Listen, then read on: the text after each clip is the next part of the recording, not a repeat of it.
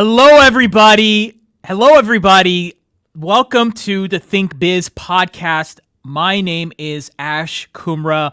I'm your host, and this show is all about talking with industry experts and how they reveal their knowledge to us. This is going to be a really great episode if you are someone as an entrepreneur building a startup, or you're a solopreneur, just building it out, trying to understand it. Because we're going to talk about one of the biggest things that many of these types of individuals have to figure out as they're building their dream business or venture. It is manufacturing. Yes, manufacturing is such a broad, such an amazing kind of depth of, industries that are connected to it. There's so many different facets of it. And this is something that could, frankly, sink a business, even if you have the right vision, even if you have the right team, even if you have funding, even if you have paying customers, or even if you pre-sold your product through crowdfunding. Man, if you don't understand the manufacturing process, then none of that matters. But it's okay because, as I mentioned earlier, this show, we feature amazing experts to give you the knowledge and the guidance to help get you started, and also to kind of lead you in the right way if you choose to want to connect with a business further to help your business. And so today we have David Wheeler, and David Wheeler is with Vidl. And it's a really cool kind of initiative that he has because he understands, manufacturing from A to B and all that. So thanks for joining us. Yeah, thanks for having me on. Excited to be here. So first off, let's talk about before Vidl Sourcing came about. How did you get started? Tell us a little about your background, please. Yeah, definitely. So during college, my wife and I, girlfriend at the time, had an athleisure business. So we were doing leggings, surprisingly. And she kind of handled all the sales and marketing, and I handled the supply chain and logistics. And so, I kind of just fell into this. I had no idea how all that stuff worked beforehand, but, just kind of learning through that process and figuring things out as I went and making mistakes, got into supply chain. And it's just been something that I've been fully involved in ever since. So I've been in it for about 6 years now, worked at a couple different companies, and then recently went off and started my own. So, kind of fell into it, had no clue what I was doing at first, but it's been a good ride. That sounds really great. I love the fact that you put in some time in related industries before you decide to go out on your own. I'm curious, when did you realize you wanted to go out on your own? And this is really for aspiring entrepreneurs or someone who might be questioning, why did I decide to take that plunge and go out on my own? Yeah, I've always kind of known, always had that entrepreneurial, tick inside of me.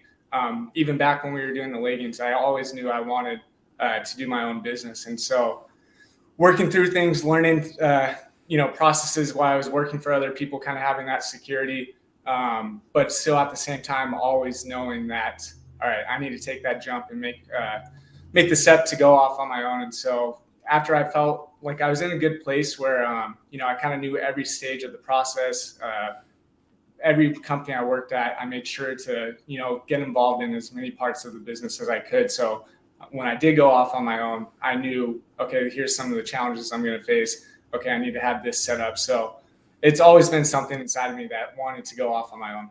Okay. Is there any specific industries within manufacturing that you tend to focus on?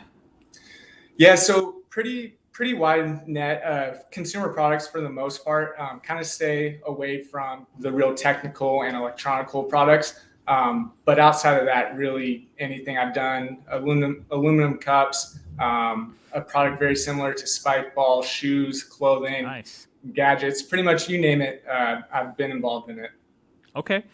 Well, like I mentioned at the beginning of the show, everyone, we're now going to also talk about, the tips and perils for early stage entrepreneurs, solopreneurs and business owners, whatnot. What are some of those perils that you would warn, early stage business owners? And I'll break it into several parts. Okay. Pre-rev, but you've been able to sell product in advance through a crowdfunding campaign. Mm-hmm. Yeah. I would say, biggest thing is making sure you have your supply chain lined up, especially if you pre-sold products. worked with a ton of crowdfunding companies where, it appears based on their crowdfunding website that they have a supplier lined up, everything's good to go.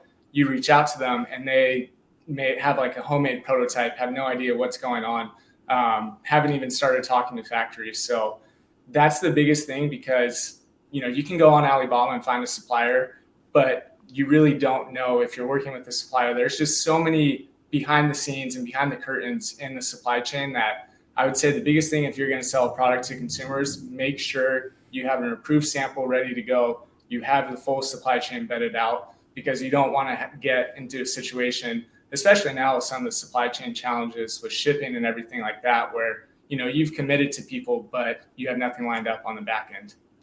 So let's dive a little further into the product cycle. I'm specifically talking about pricing. So let's say I decided to do a crowdfunding campaign for a new mic, okay? Yep. And I am very good at selling it. I do the Kickstarter or Indiegogo, and I have the nice branding. But of course, I want to state in my campaign page that, this is what it costs, or this is the price. What are some of those, and the more detailed, the better, what are some of the manufacturing, supply chain cost factors I should think before pricing, let's say, this mic or any other kind of product if I desire? Yeah, definitely. So biggest thing is going to be the materials that you use, and kind of the quality that you're going for. So if you want, top end, high quality, you're going to want better materials. If you're going for a mid grade, you can kind of step down a little bit. But I would say to figure out where you should price it and just kind of get a general idea. Great option is surprisingly go on Alibaba. I know, I was just talking bad about Alibaba a second ago, but, go on there, type in the product that you're looking for. Pages and pages and pages will come up, hundreds of pages, and you can kind of see product photos. You might even find, a mic that you use already on there. And you can kind of see what they're buying it for. And that will give you a good understanding, because you can see, all right, if this is, for example, $5, I want to make, at least $25 per mic off of it. I'm going to price it at $30. So very beginning stages, that's what I would do. I go on Alibaba, type in the product, and just kind of get a general idea of what you're looking at there. There's other factors that come into it, though. Shipping, as I'm sure you're well aware, shipping is through the roof right now, especially international, just with all the port challenges. Yep.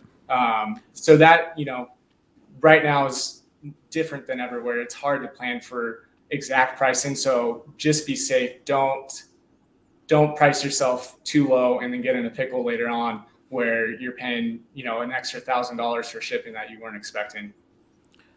So when you talked about Alibaba, the love-dislike relationship, another site that comes to my mind is Amazon.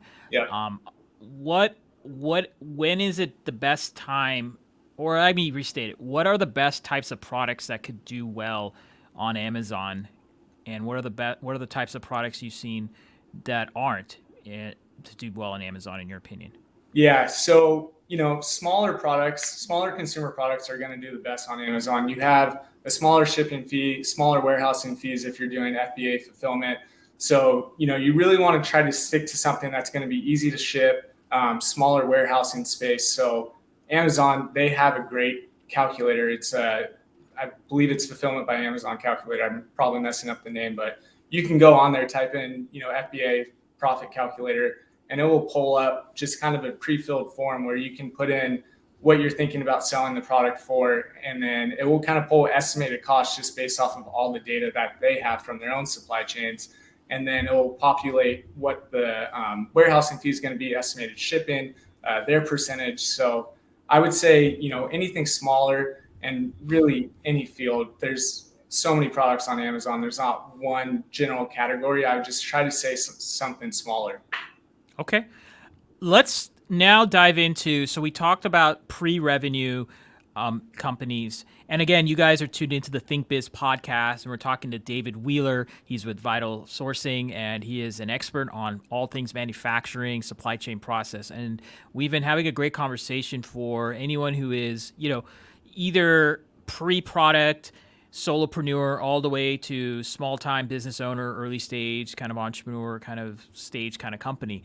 So let's talk about the next cycle. So let's say you successfully did the crowdfunding campaign. or you're successfully able to pre-sell. Now you have money in advance. Right. And now you got to ship product. Let's talk about that stage. Like, what are some pros and perils that one should think about? Yeah. Again, going back to, is your supply chain set up? Do you have a verified supplier? Have you received a sample from them? Just to keep your customers happy and not waiting too long, because typically, it's probably 2 weeks or so to initially find a supplier, get pricing from them, get their quotes. Even if you did go on Alibaba and get a general range, there can still be some variance in that range. So you don't want to go in expecting with a solid number. Okay, I know I'm going to hit this for $5, because there can be some variance. But I would say just making sure all that's lined up, you have samples approved. That's going to be the biggest thing, and making sure that you're actually working with a factory and not just a random salesperson that has a whole slew and you don't really know who you're working with. Okay. That makes sense. Same question on, is there, now that you have product and you kind of have a, storefront, is this where Shopify comes in? Because I hear a lot about Shopify now. Right. Yep, exactly. So Shopify, Amazon, all those are big retailers. I know Walmart is doing kind of a similar platform to Amazon now. So Shopify, if you have the experience to build your own website or get a good foundation in place, Shopify is definitely a big one. Getting Instagram, you can do Instagram shopping now, where people can buy directly through your Instagram page. Same thing with Facebook. So having that website set up, if you're going to do the Amazon route, if you feel confident that you have enough profit margin to sell through Amazon, obviously selling through Shopify, you're going direct, you're going to have higher profits than going through Amazon. So if you have that, e-commerce background or a good general understanding, Shopify is a great outlet to go to. Is there a recommended profit margin percentage you recommend? Yeah, so typically want to be, I would say 40 to 55% prior to shipping, because most consumers want free shipping nowadays. So depending, if you want to offer that, that's going to cut into your profit margin as well. So usually between 40 to 55% before your shipping costs are factored into that. Okay. That makes sense. Let's talk about now a little more evolved as a company. So the company is now, done the pre-sale. They went past, pushing out some products. Now they're in business. They have a track record of selling actual products. They have actual customers, but now they want to take it to the next level. They want to go from, from a pre-rev to maybe 6-7 figure kind of business, right. A little more graduate stage. I want to go a little more technical. Like, what are some hires you should think of, and what are also, again, that same question, manufacturing perils you recommend? Yeah, so this is actually an interesting stage for a lot of companies. This is where you'll see companies start to outsource their supply chain. So, usually companies, the founders will start off handling their supply chain on their own. They'll go through your typical outlets like Alibaba, be working with the supplier. But when they get to this stage, there's so many other aspects going on in your business that you lose focus on your supply chain. And so this is where you actually see a lot of companies go to outsource their supply chain, whether they hire somebody, usually that's going to be to bring on full time to their team.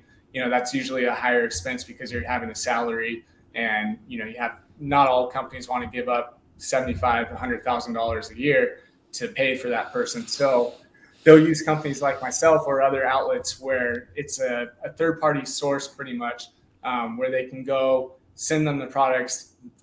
Companies use their network of suppliers and connections to kind of take over their supply chain for them for a small percentage. So most companies in this space don't operate on an upfront fee. They just take a percentage. So it's a real interesting dynamic when companies take that step from 6 figures up to 7 figures, because although it's their baby, it's their product that they started, they kind of shift it off and let other people focus on it so they can continue on, running their business through sales, marketing, all the day-to-day operations. So you talked about outsourcing, and what are the top kind of countries? Is it still China? Is it other countries? Yeah. So definitely still China, but I would say probably about 3 years ago, there was a drastic shift to get out of China. A lot of it was due to the tariffs that were imposed over the summer. You had an influx of companies pretty much just fire drilling to get out of China. They didn't want to get hit with the additional tariffs. Some of the tariffs were up to 35%. So you could see how that would drastically change their sale price. So it was, drop everything, figure out how we're going to get out of China. So Vietnam's been a big country. India has started to grow as well. Thailand, but China still kind of remains the powerhouse just because they have so many years of experience. They've had time to build up this industries of electronics, clothing, plastics, you name it. China can pretty much do it. So these other countries, when there was that rush to get out of China, they didn't have the capacity. So although, everybody kind of just dropped everything to get out and thought it would be no issue, you ran into, okay, well, you're still getting the materials from China, so you have to wait for that. That's going to add to our lead time. Okay, this factory in Vietnam doesn't have the skills or capacity to do the products that we're making. So, China's still big, but other countries are catching up. Definitely a big shift on domestic manufacturing as well in the US, but China still remains king. Okay. Now, I obviously you hear in the news or you hear politicians say this, like, make everything made in USA. We need to make things like, well, first off, why aren't more companies making more products in the USA? Yeah, it's made in the USA is pretty interesting. You have companies like Yeti where they have just a huge financial pile to work through pretty much, where they can go in and build their own factories and, bring in the equipment that's necessary to do it. So companies like that, where they're just giant, they have the foundation to come in and do that in the US. But it's really hard and so unfortunate because, it'd be great to have everything made here, but small companies just aren't there yet. A lot of these US factories have very high MOQs. So I spoke to one a couple months ago for a cooler specifically, and they wouldn't even entertain you unless you were going to spend $500,000 per purchase order. So Oof. It's a pretty hefty fee to get started. But we are catching up. Clothing's definitely a good one that you can do in the US. Right. Backpacks and pretty much like your basic cut and sew products are pretty easy to enter into the US. But if you're going to do plastics or anything like that, definitely better to look offshore. So you actually brought up interesting segue, financing. So this is a two-part question. The first part I want to talk about is how to leverage purchase orders. And the second, we'll talk about financing options like bank loans and stuff like that. So let's say, what is your advice on, how to best work with purchase orders where you get an order in advance, and what are the different types of purchase orders? Walk us through that, please. Yeah, definitely. So whenever you're doing a purchase order, first things first, never pay 100% up front, especially when working with a new factory. That is the biggest red flag possible. Every factory I've ever worked with never asked for 100% up front. So usually when you go to a factory for the first time, they're going to want a 30% deposit. That's, kind of just to get things kicked off. And then once production is wrapped up, they're going to want the remaining 70% balance before shipping. As you build relationships with these suppliers, you can kind of negotiate better terms. So, maybe you're doing 30% down, net 10 on the remaining 70%, which means you have 10 days to pay it after it delivers to your warehouse. So that's a great one to try to work in. It definitely takes some time, though. Most suppliers aren't just going to offer you net payment terms at the very start of the relationship working together. In terms of funding sources, like you mentioned, crowdfunding is a great way to go. Bank loans, family and friends is always a great one.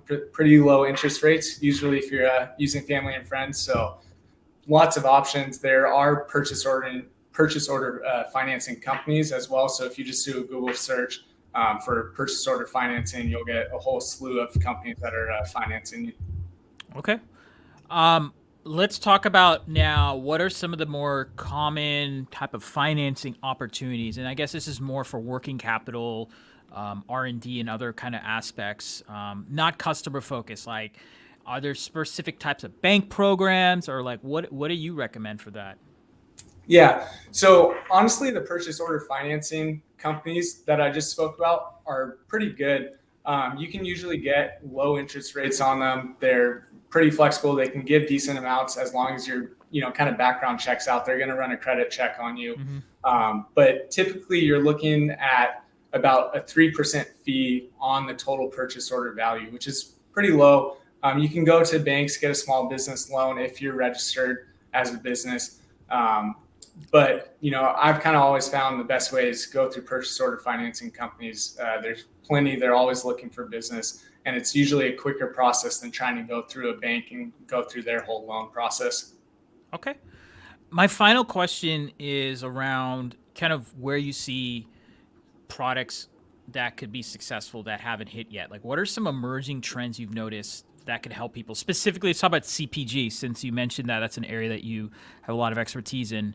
What are some product lines or product types? Even it could be for specific gender, it could be for specific age, it could be for specific use. Like, what are some things that come off that you're like, if you got in this game and you started to manufacture yourself, like some stuff, like Right. what would those be? Yeah. So it's pretty basic product, but it's bags. Multifunction bags have been huge. A lot of the clients that I'm working with, a lot of the quote requests that I get, a lot of the factories that I'm talking to are saying that multifunction bags. And so what I mean by multifunction is, it's taking your backpack to the next level, whether it's having yoga straps on it or it folds into some small compact bag that's easy to take around with you, or multiple compartments. That's been surprisingly one of the biggest products that I've seen kind of taking off, which is a strange one because, it's pretty simple. It seems like it's, been around for a while, but that sector is just growing like crazy. Okay. Bags. Like a gym bag? Cause I mean, I have, okay. Yeah. Gym bags, little bike bags that you put on your bike handlebars, just stuff that you can kind of use in your everyday life. It's not your typical standard backpack with two pockets, stuff like that. It's where, it has that, whether it's straps for your yoga mat or a, special compartment that doesn't make the rest of your bag smell from your gym clothes after you use them. So just kind of ways that you're improving the everyday life that people use their bags for. Now, before we tell people where to locate you, talk us through what is the ideal kind of customer so that, the right type is like, oh, I'm going to reach out to David. Yeah, definitely. So, really open to working with any stage. Prefer to work with companies that have done production before, are typically spending about $100,000 per year on production, and are looking to kind of diversify their supply chain. So they've been doing supplier relations, but it's getting to the point where, they don't want to stay up every night talking to China and their factories over there because, China's 8 hours behind us. So, a lot of late nights when you're working with a factory overseas. But I would say that's, kind of the key, $100,000 in production spend, and looking to kind of shift their focus off of their supply chain and focus on the other sides of the business. So you actually helped me realize there's a follow-up question on this. What happens when the manufacturer doesn't come through on what they said they'll do? Yeah, so that's a big one. And that's another reason why, a lot of companies like to have an outsourced solution and not deal with the factory directly. So a big thing that is always a benefit to have is to have a physical presence on the ground dealing with the factory. You can go there, talk to them face to face. So before you get involved with any factory, you want to put in some type of agreement. I call it a vendor buyer agreement, where it's just laying out all the steps, their deliverables, and kind of the repercussions if they don't deliver on them. One thing to note is that you want to have that written in Mandarin. So you want English and Mandarin because, it's unfortunate, but if the factory sees that it's just English, it pretty much is just another piece of paper to them. So definitely good to have, whether it's a local Chinese firm or just, some a firm here that kind of knows what they're doing and has that relationship set up. But so that's first thing, getting that in place where you kind of have that say, so if they don't deliver on it, you can say, look, you signed this, that you were going to deliver on X and X. If you don't, you're due to pay us or remify the products. So it's unfortunate. It happens more often than you would think, but it's just making sure that you have those kind of legal documents or agreements in place with them where they can fall back on that, and you can kind of hold that against them, where it's, you didn't do this, so I can take it to authorities there and you're going to get in trouble pretty much. Okay. Yeah. Well, but it happens all the time where, people just go with it. They don't put anything in place and they lose $20,000 because factory said, oh, well, that's your fault. Wow. Yeah. It's rough. So. Well, David, thank you so much for joining us. Before we sign off, where can people find you? Yeah, so you can find me at vidlsourcing.com, VIDL, and then sourcing.com. Contact form on there. Also Instagram at Vidl Sourcing, LinkedIn, same thing. So feel free to reach out. Happy to answer any questions. Like I said at the start of this call, there's no upfront cost or anything. So if you want to get a product quote, or are interested in kind of learning about how to launch a product, feel free to reach out. I'm happy to chat. Amazing. Well, thank you again. Yeah, likewise. Thanks for having me. Enjoyed it. Well, everyone, again, I hope you really enjoyed this. I learned some phenomenal information on the whole manufacturing process. It is essential to know these things before you launch a product, or even before you get actual sales in, even when you have sales in, and obviously when you ship. And so working with people like David is essential. I highly recommend you check out what he's doing at Vidl Sourcing. And my name again is Ash Kumra. Thanks for tuning in to the Think Biz podcast.